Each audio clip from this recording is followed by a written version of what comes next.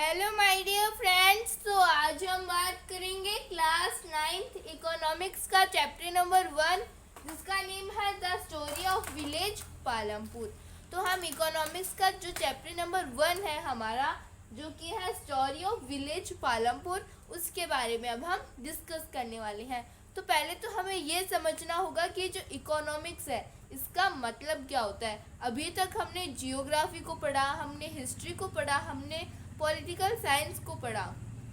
Geography के अंदर हमने अर्थ के रिसोर्सेज के बारे में देखा, हमने अर्थ के बारे में जाना, हमने जितने भी ह्यूमन बींग्स थे इन सभी के बारे में हम जियोग्राफी के अंदर पढ़ते हैं।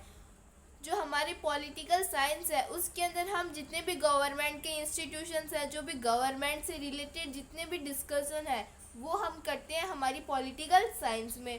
और हमने ये भी देखा था कि हम हिस्ट्री के अंदर क्या करते हैं। हिस्ट्री के अंदर जो भी हमारे पास्ट से रिलेटेड जितने भी डिटेल्स होती है, जो भी किंग्स होता है उनके बारे में अब हम हमारे जो हिस्ट्री होती है उसके बारे में डिस्कस करते हैं। लेकिन ये जो इकोनॉमिक्स है ये न्यू सब्जेक्ट है, अभी तक हमने इकोनॉमिक्स को डिस्कस नहीं किया।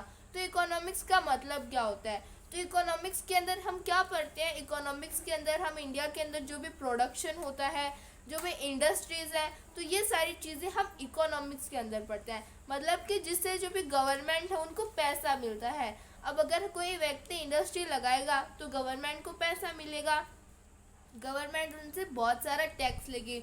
उसी तरह से अगर कोई प्रोडक्शन होगा तो गवर्नमेंट क्या करेगी, उस प्रोडक्ट को खरीदेगी और बेचेगी। तो गवर्नमेंट को क्या होता है, इन सारी चीज़ों से प्रॉफिट होता है। जो भी पैसों से रिलेटेड जो भी गवर्नमेंट को पैसा मिलता है वो सारी चीज़ें हम इकोनॉमिक्स के अंदर पढ़ते हैं। तो इकोनॉमिक्स के हमारा जो पहला चैप्टर है the story of village Palampur, तो जो पालमपुर है उसकी एक स्टोरी को हम देखेंगे और हम ये डिस्कस करेंगे कि जो इंडिया के अंदर प्रोडक्शन होता है। पहले इस चैप्टर के अंदर तो हम एग्रीकल्चर से रिलेटेड मटेरियल्स को ही डिस्कस करेंगे। तो हम देखेंगे कि जो एग्रीकल्चर होता है उसके अंदर कैसे प्रोडक्शन होता है पालमपुर के अंदर। लेकिन आपको पालमपुर तक का ही नहीं देखना, आपको पूरे इंडिया के बारे में सोचना है कि पूरे इंडिया के अंदर कैसे प्रोडक्शन होता है। तो पालमपुर के बारे में अब हम डिस्कस कर लेते हैं। तो इस वीडियो के अंदर हम इंट्रोडक्शन के बारे में डिस्कस करने वाले हैं। तो Palampur is a hypothetical village. तो जो पालमपुर है वो एक हाइपोथेटिकल विलेज है। मतलब ऐसा नहीं कि जो पालमपुर है वो कहीं रियली एग्जिस्ट करता है। ऐसा कोई पालमपुर रियल में एग्जिस्ट नहीं करता, वो तो हमने खुद से बनाया है। जैसे कि हम बना लेते हैं कि एक बार एक लड़का था वो ये करता है ये करता है, तो वो हम खुद से ही बना लेते हैं, ऐसा होता कुछ नहीं है। उसी तरह से जो पालमपुर है वो भी एक हाइपोथेटिकल विलेज है।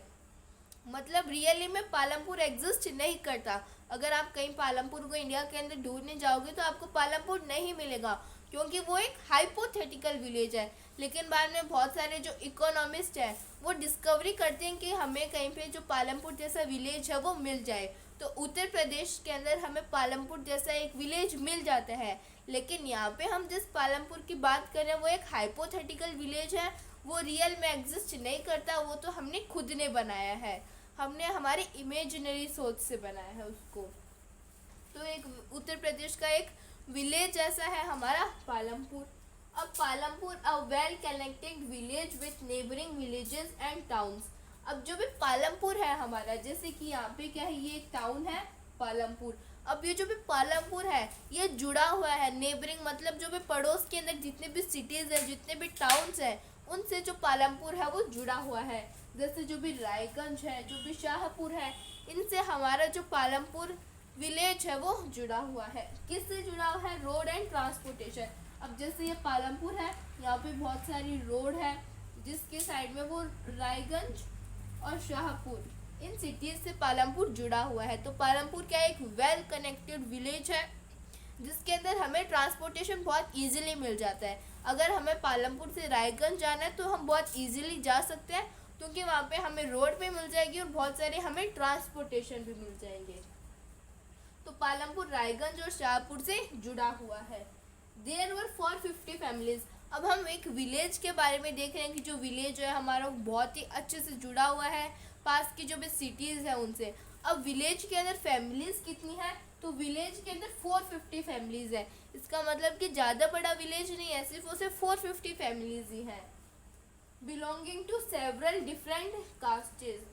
अब ये जो भी 450 फैमिलीज है ये डिफरेंट डिफरेंट कास्ट से बिलोंग करती है, या फिर ये भी बोल सकते हैं हम ये डिफरेंट डिफरेंट रिलीजन से बिलोंग करती है। कोई अपर कास्ट की है, कोई लोअर कास्ट की है, कोई दलित से है, कोई राजपूत है, तो ऐसे डिफरेंट डिफरेंट कास्टेज से है। यहाँ पे 450 फैमिलीज है और सभी जो फैमिली है वो डिफरेंट डिफरेंट कास्ट से बिलोंग करती है। The 80 upper caste families on the majority of land in the village. अब 450 फैमिलीज तो है पालमपुर के अंदर, उन 450 फैमिलीज में से भी जो 80 फैमिलीज है वो अपर कास्ट से बिलोंग करती है। तो कोई बोलते हैं ना कि हम तो ऊंची जात के हैं, कोई बोलता है कि हम तो नीची जात के हैं, तो मतलब 450 फैमिलीज पूरे पालमपुर के अंदर एग्जिस्ट करती है। उसके अंदर 450 फैमिलीज के अंदर सभी कास्टेज आ जाती है, उसके अंदर मुस्लिम, हिंदू, जितने भी डिफरेंट डिफरेंट कास्टेज होती है सभी आ जाती है 450 फैमिलीज के अंदर। लेकिन उसके अंदर से भी जो 80 फैमिलीज है वो अपर कास्ट से बिलोंग करती है। अब जब वो अपर कास्ट से बिलोंग करती है तो उनके पास में पैसा भी होगा, क्योंकि वो लोअर कास्ट से पैसे ले लेते थे। तो 80 अपर कास्ट फैमिलीज थी उनके अंदर, और जो मेजोरिटी ऑफ लैंड थी विलेज के अंदर। अब एक विलेज होता है, विलेज के अंदर क्या होता है, एग्रीकल्चर को ही ज़्यादातर परफॉर्म किया जाता है, और एग्रीकल्चर कहाँ पे परफॉर्म करेंगे, लैंड के ऊपर। अब जब वो लैंड के ऊपर एग्रीकल्चर को परफॉर्म करेंगे तो वहाँ पे 80 अपर कास्ट की फैमिलीज थी।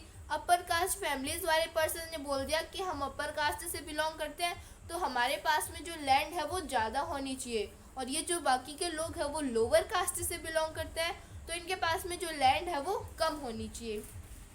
तो ये सारी चीज़ें पालमपुर के अंदर चलती थी। तो पालमपुर क्या है, वो वेल कनेक्टेड विलेज है, एक हाइपोथेटिकल विलेज है। ये रायगंज और शाहपुर से जुड़ा हुआ है। यहाँ पे टोटल 450 फैमिलीज है जो कि डिफरेंट डिफरेंट कास्ट से बिलोंग करती है, और उन 450 फैमिलीज के अंदर से भी जो 80 फैमिलीज है उनके पास में क्या है, ज़्यादातर लैंड है। 80 जो फैमिलीज है वो एक तो अपर कास्ट से बिलोंग करती है, और ये फैमिली जो अपर कास्ट से बिलोंग करती है इनके पास में जो लैंड है वो भी बहुत ज़्यादा है। तो हमने जो पालमपुर है उसके बारे में थोड़ा बहुत डिस्कस कर लिया, अब हम आगे बात करेंगे। तो अब हम पालमपुर विलेज के बारे में थोड़ा बहुत और डिस्कस कर लेते हैं। तो हमने देखा पालमपुर के अंदर 450 फैमिलीज थे, जिनमें से जो 80 थे वो अपर कास्ट से बिलोंग करते थे, और उनके पास में जो लैंड थी वो भी बहुत ज़्यादा थी। अब जो ऐसी होते हैं, जो भी दलित्स होते हैं, कंप्राइजेस 1/3 ऑफ द पॉपुलेशन। अगर हम बात करें दलित्स के बारे में, तो दलित्स जो पालमपुर की पूरी पॉपुलेशन थी उनमें से दलित्स का कितना पार्ट था, 1/3। तो जो 1/3 पार्ट था पॉपुलेशन का वो कौन थे, वो थे Dalits. And live in one corner of the village. और जैसे कि ये पूरा विलेज है, तो पूरे विलेज के अंदर जो भी 1/3 पॉपुलेशन थी, मतलब जो भी दलित्स थे, वो एक कॉर्नर के अंदर रहते थे। तो वो एक कॉर्नर के अंदर रहते थे, and in much smaller houses. और इनके पास में जो घर थे वो भी बहुत छोटे थे। हमने देखा कि जो हमारे अपर कास्ट से बिलोंग करती थी, जो भी 80 फैमिलीज थी जो कि अपर कास्ट से बिलोंग करती थी, उनके पास में एक तो लैंड भी बहुत ज़्यादा थी, और ऊपर से उनके पास में जो भी हाउसेस थे वो भी बहुत बड़े बड़े थे।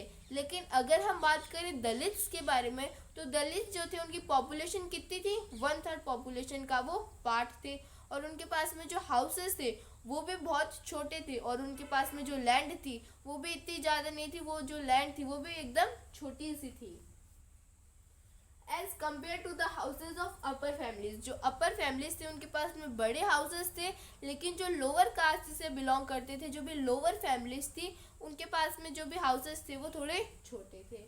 अब अगर हम बात करें पालमपुर के अंदर फैसिलिटीज़ की, तो ये तो हमने देख लिया कि पालमपुर के अंदर कितनी फैमिलीज थी, कौन सी कास्ट से बिलोंग करती थी। लेकिन अगर हम बात करें फैसिलिटीज़ के बारे में, तो पालमपुर के अंदर कौन कौन सी फैसिलिटीज़ अवेलेबल थी। तो पालमपुर के अंदर एक तो जो इलेक्ट्रिसिटी है वो अवेलेबल थी। तो पालमपुर के अंदर क्या था, जो इलेक्ट्रिसिटी है वो अवेलेबल थी।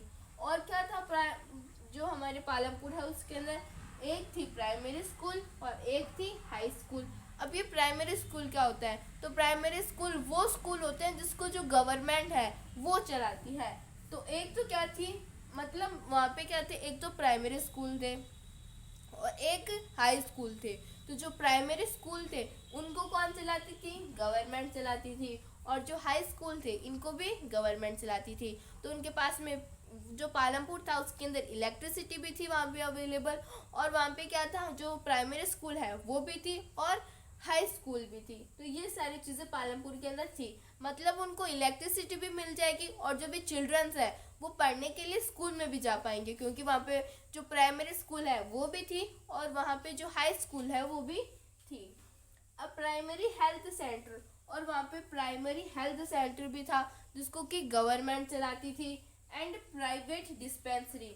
अभी प्राइवेट डिस्पेंसरी का मतलब क्या होता है, मतलब वहाँ पे एक छोटा सा हॉस्पिटल था जिसको कौन चलाते थे, जिसको प्राइवेट पीपल चलाते थे, मतलब वो गवर्नमेंट से रिलेटेड नहीं था। वहाँ पे जो, जैसे कि हम बोलते हैं ना, एक तो गवर्नमेंट हॉस्पिटल होता है और एक दूसरा हॉस्पिटल होता है जिसको गवर्नमेंट नहीं चलाती, जिसको कोई एक इंडिविजुअल आदमी चलाता है, कोई इंडिविजुअल मैन चलाता है।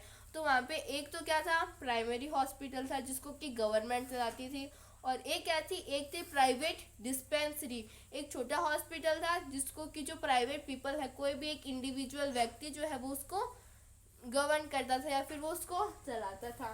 तो ये तो हमने छोटा सा इंट्रोडक्शन देख लिया हमारे पालमपुर के बारे में।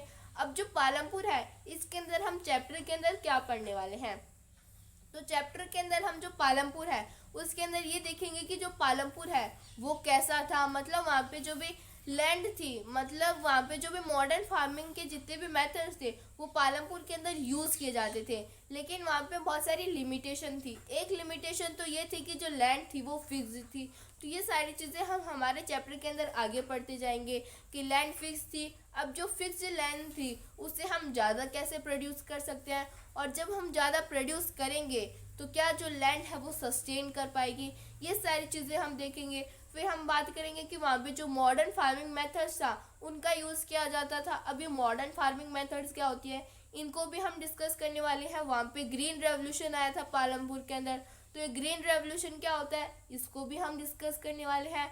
वहाँ पे जो भी लैंड थी वो फार्मर्स के बीच में कैसे डिस्ट्रीब्यूटेड थी ये भी हम देखने वाले हैं। तो सारी चीज़ें हम पालमपुर का जो चैप्टर है हमारा उसके अंदर वन बाय वन डिस्कस करते जाएंगे। तो ये हमारा एक बेसिक इंट्रोडक्शन वीडियो था जिसके अंदर हमने पालमपुर के बारे में डिस्कस किया कि पालमपुर के अंदर कौन कौन सी फैमिलीज थी और वहाँ पे क्या क्या फैसिलिटीज़ अवेलेबल थी। तो हमारी वाला जो टॉपिक है ये कंप्लीट होता है। इसके नेक्स्ट वीडियो के अंदर हम हमारे नेक्स्ट टॉपिक के बारे में डिस्कस करने वाले हैं। If anybody have any type of doubt, any type of query, then please ask me in the comments. Thank you so much.